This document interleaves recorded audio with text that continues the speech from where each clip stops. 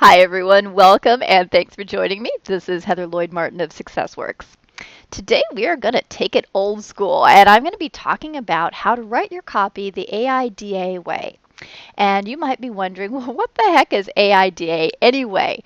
And this was an acronym developed in the late 1800s by an advertising executive. And what he was talking about back then were the common phases that people go through while viewing an ad. So the things that you want to have within your copy to sort of move people throughout the funnel from, oh, this is kind of interesting to, oh, I need to buy this right now.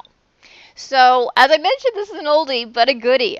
This is still relevant today, even in terms of your landing pages, because when people do that search and they click on your listing on the search results page, when they hit that page, you want it to be completely relevant to their needs, especially a sales page. And that means that you have to write your content in a certain way to grab their attention and then get them to where they want to take that next conversion step. So let's talk about what the AIDA means. And the first A is attention. And it is important to immediately grab the reader's attention. A lot of times this is done with your headline, although certainly your body copy has to be really good too. And to be truly effective, you need to write something that resonates with your target audience. You know, I've talked about this a lot on the blog as well as on the video posts about how you need to know your target market and what kinds of things will resonate with them. So instead of writing just general copy that appeals to everyone, you have to think about the person who's going to be visiting your site and looking at your products and services and make sure that copy speaks to them directly. So the I equals interest. Now you've got their attention. You wrote that killer headline. You've drawn them into the copy. Now you have to grab their interest. And this is where those benefit statements come into play. And you notice I've got my what's in it for me guy. And that is, again, we are writing the content in a way that is going to resonate with the folks that are coming to the site, your specific target audience. And so the benefit statements have to be really targeted to them.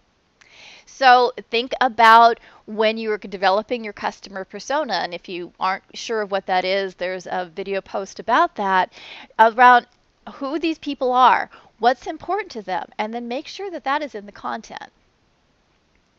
The D stands for desire. So you've got their interest. They're paying attention to you now. Now it's time to spark their desire and get them really thinking about that they want your product or your service. This is where things on your site like special pricing, additional features, and testimonials. Testimonials are great for that because people might be coming to the page thinking, wow, this looks really cool, but I'm not quite sure if this is exactly what I want. So when they're reading those third-party testimonials, then it helps them feel okay about the purchase and or okay about contacting you. So what you're doing is, again, you're moving them along that conversion funnel from, all right, now you've got my attention, to, yeah, I think that this is something I'm really interested in. You want to help them picture working with you or using their product. And finally, that A comes down to action. This is where that main conversion happens. Your prospect is ready to buy, they're ready to convert, they're ready to do whatever you want them to do.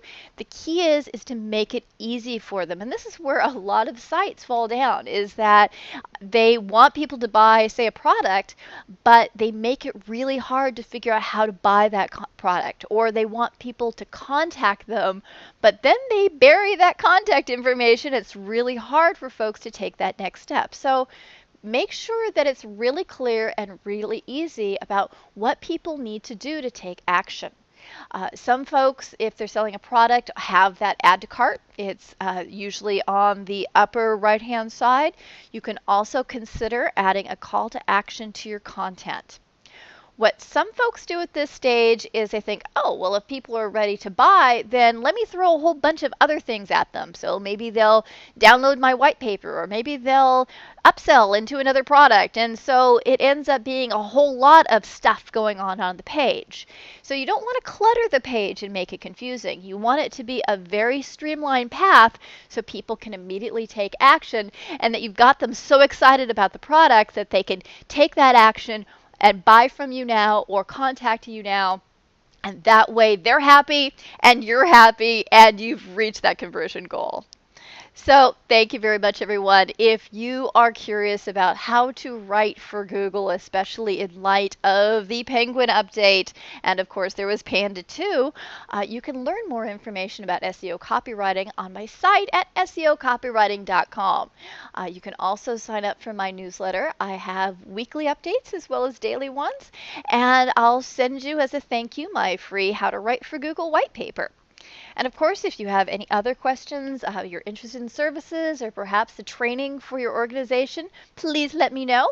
You can reach me at heather@seocopywriting.com or find me on Twitter at @heatherlloyd. Thank you very much, everyone, and have a great day.